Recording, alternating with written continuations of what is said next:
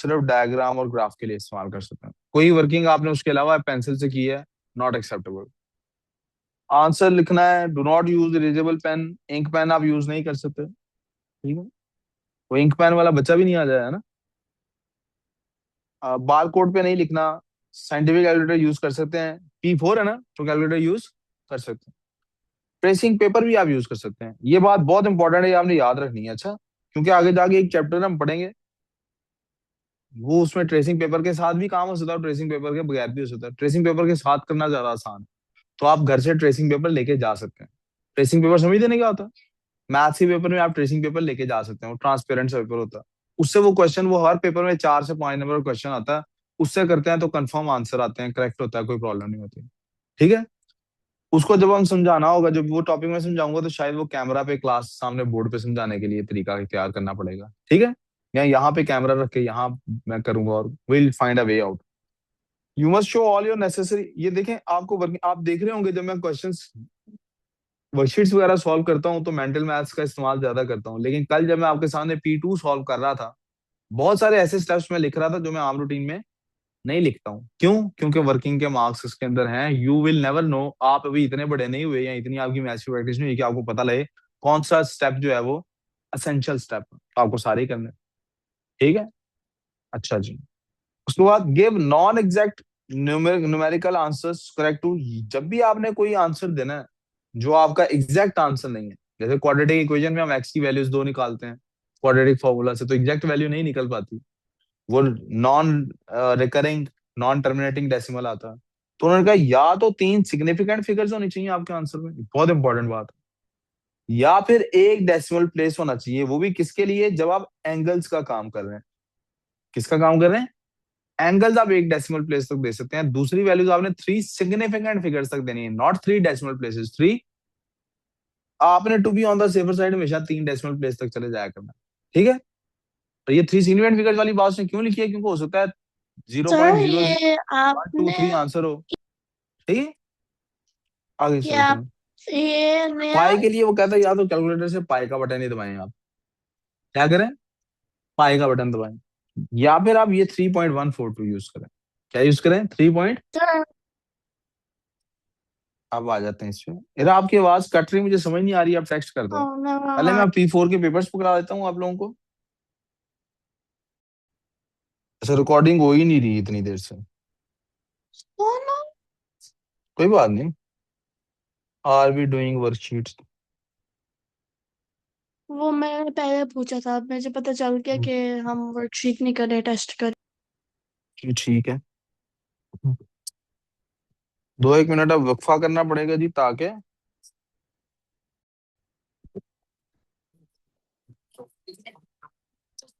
अच्छा जी, क्या हमारे पास आया था 18.583%। Find the equation of straight line that passes through the points this and this. Equation निकालनी, y is equal to M X plus C की। तो आपको पता है m फाइंड करना है, m is equal to y2 minus y1 over x2 minus x1। तो देखो, लेफ्ट पे ये है, राइट पे ये है, तो आपको पता होना चाहिए ये x1 है और ये x, इसी तरह से ये y1 होगा और ये y। यहाँ तक कोई प्रॉब्लम? तो y2 क्या है हमारे पास 0, माइनस y1 क्या है 4 ओवर x2 क्या है 2, माइनस x1 क्या है 0। This is -4/2, so the answer should be -2। ये m आ गया आपके पास। माइनस ये क्या आ गया आपके पास? अब m आ गया, 3। x है, c चाहिए, c हमारे पास है, सी हमारे c पास हमारे पास नहीं 0। है, तो हम क्या क्यों करेंगे? हमारे पास है सर, हमारे कैसे पास सी बेटा? है, 4 है। c हमारे पास 4 है बेटा, यस, C4 कैसे है हमारे पास? वो देखिए सर, जो y1 है वो उधर x0 है, x1 शाबाश, 0 है, तो मतलब कि शाबाश। वो सी हम आइडेंटिफाई कर सकते हैं कि 4 है, कैसे पता लगता है? क्योंकि जब y इंटरसेप्ट होता है, सी क्या होता है कि y इंटरसेप्ट, और y इंटरसेप्ट पे सी वैल्यू क्या होती है? 0, क्या होती है? तो हमें वैसे ही पता लग रहा है कि सी की वैल्यू क्या है? 4। अजान हो रही है, मैं अब यहाँ से खामोशी इख्तियार करूंगा, ठीक है, और ऐसे ही करूंगा।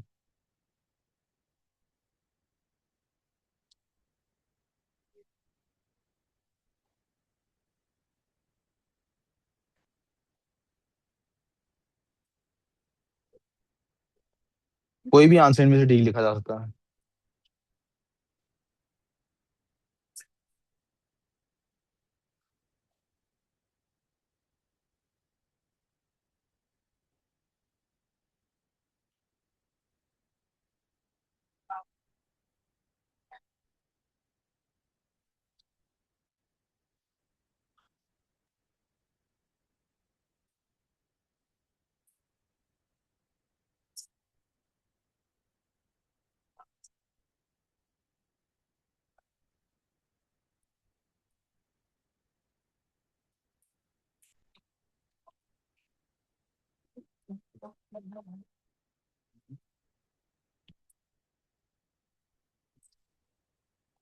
ये बेटे मैंने पेपर में आपको करवाया था कि गलती से मिसप्रिंट हो गया है, 2% आपने निकालना है, 2% के हिसाब से लेना है, ठीक है?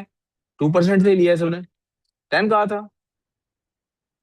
2%। चलो, क्लास में आके अनाउंस किया था।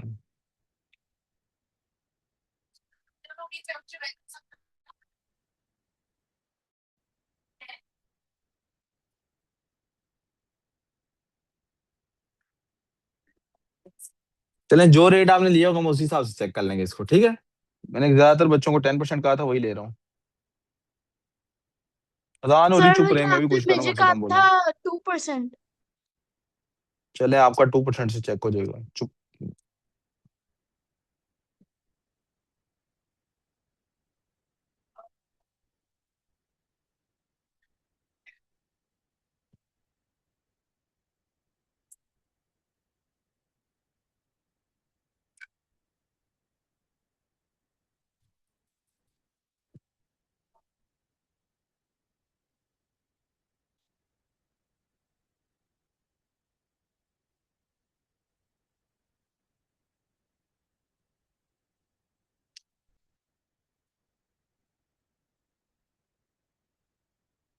डिवाइडेड बाय 2000 करने ना सारे।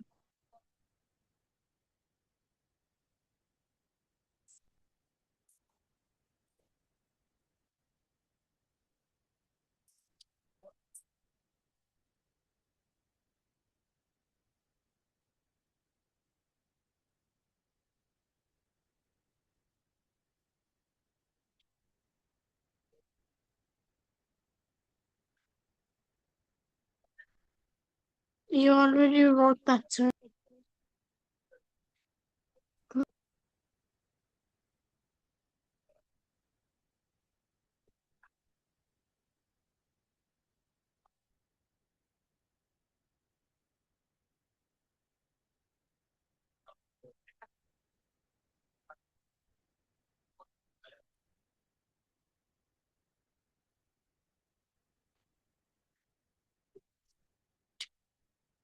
मैंने बताया था इस तरह क्वेश्चन में आपने क्या करना है, होना तो ये कैलकुलेटर से ही है। एक तो आपने जो आपका आंसर बनता है ट्राई कर करके ठीक वाला लिखना है, और एक दफा गलत वाला लिखना है। जब मैं इसकी पावर 22 लेता हूँ तो ये उससे 25 को 100 को क्रॉस नहीं करता, लेकिन जब इसकी पावर 23 लेता हूँ तो ये 2500 को क्रॉस कर जाता है। इसलिए एक दफा मैंने 22 के साथ लिखा हुआ और एक दफा 23 के साथ लिखा हुआ है। So my answer would be 23 years. क्या आंसर होगा मेरा? आपने क्या परसेंटेज ली है? चेक कर लूंगा। हाँ जी, चेक कर लेंगे, मैंने कहा दोबारा चेक कर लेता हूँ ना। ये 1.1 बनता है बेटा। मैंने सॉरी यहीं से गलत किया हुआ, इसका मतलब ये जीरो जीरो से कट जाए। 1.01 बनता है। वन हाँ पॉइंट हाँ, वन बनता 1.1 बनता है। 1.1 से। 1.1 बनता है, अच्छा। फिर तो 22 ईयर्स नहीं बनते होंगे। 2000 मल्टीप्लाई 1.1 की पावर 5 हो तो बाहर निकल जाता उसी से वो। Yes, sir. टू My हो answer तो was नहीं जाता। 11 years. My answer was 3 11 years, so it has to be less than हो, 11. 2 ईयर्स हो तो क्या वैल्यू आती है जी? 2 ईयर्स हो अगर तो वैल्यू आती है बेटे 2420। क्या वैल्यू आती है? $2420। और अगर 3 ईयर्स हो,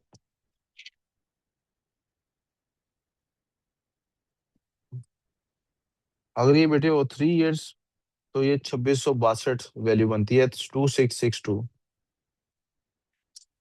ये ट्रू है, सो इसलिए आंसर भी हमारे पास क्या आएगा, 2 इयर्स, सॉरी 3 इयर्स, 3 इयर्स। एक और सवाल आज ही करते हैं, बाकी फिर इसको, कितना का रहता है वैसे पेपर, थोड़ा सा ये तो भी कर सकते हैं हम। नो सर, 12 डेटा कर जिसने लेते जिस हैं। परसेंटेज से किया, जिसने जिस परसेंटेज से किया उसी परसेंटेज के हिसाब से उसका चेक करेंगे।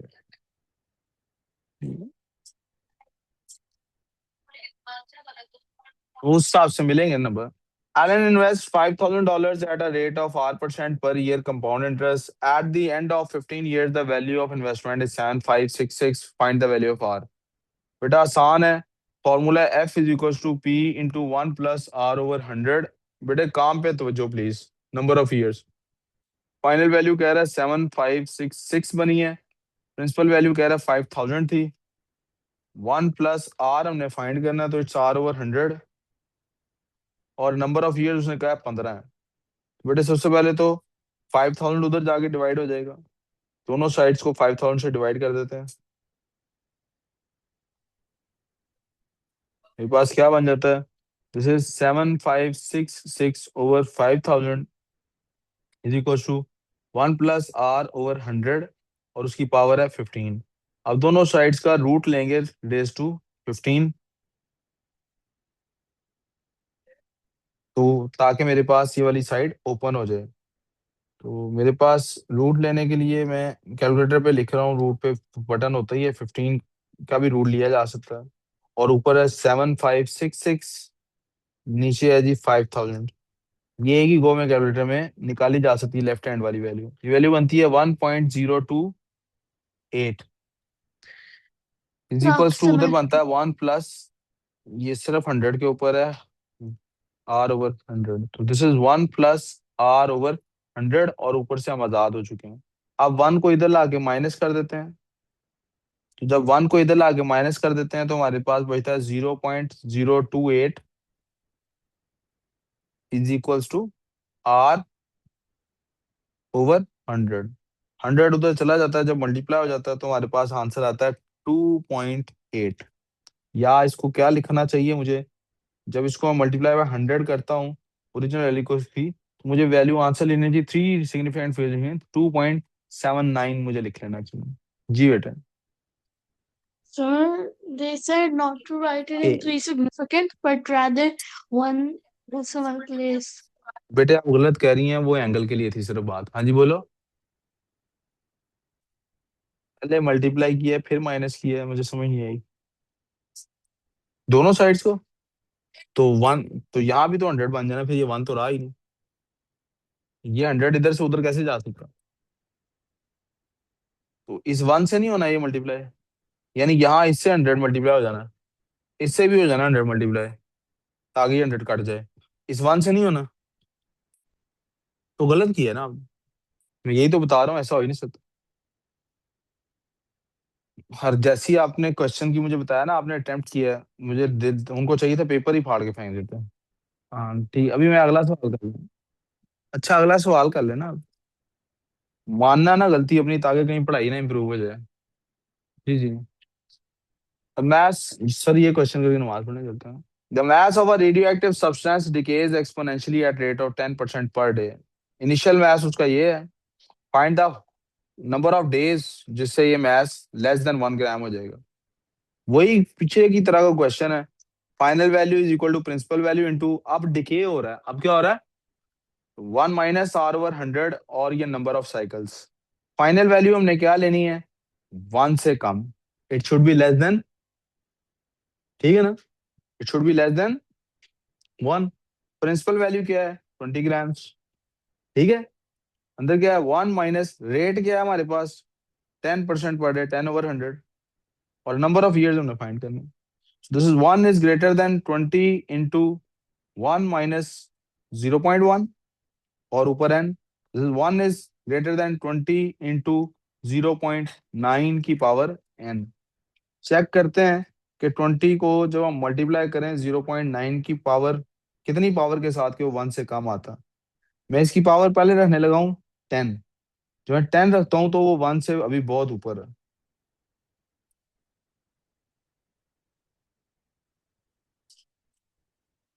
जब मैं इसकी पावर रखता हूँ हाउ अबाउट 20, 20?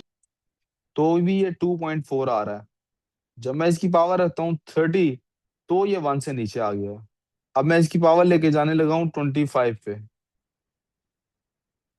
जब मैं इसकी पावर रखता हूँ 25, तो भी ये 1 से ऊपर है। जब मैं इसकी पावर रखता हूँ 28, तो भी ये 1 से ऊपर है, लेकिन 1.04 है। 29 रख के देख रहा हूँ, अब ये 1 से नीचे आ गया। तो मैं एक दफा 28 के साथ ये सॉल्व कर दूंगा और एक दफा 29 के साथ। 1 is greater than 20 इंटू 0.9 की पावर 28। जब 28 के साथ करता हूं तो वैल्यू आती है 1 is not greater than 1.0467। लेकिन जब मैं इसको करता हूँ, इसी को मैं करता What? हूँ 1 is greater than 20 इंटू 0.9 और उसकी पावर 29 रखता हूँ, तो वैल्यू आती है 1 is greater than 0.94, जो कि ट्रू है। ये बात नहीं थी ट्रू, ये बात ट्रू है। तो इसका मतलब 29 डेज में ये 1 ग्राम से नीचे हो जाएगा। कोई कंफ्यूजन बच्चों? यहाँ से आगे का पेपर इंशाल्लाह कल की क्लास में सॉल्व कर देंगे और अगला टॉपिक भी अपना करेंगे। नमाज पढ़ते हैं अब। That's all for today's maths class.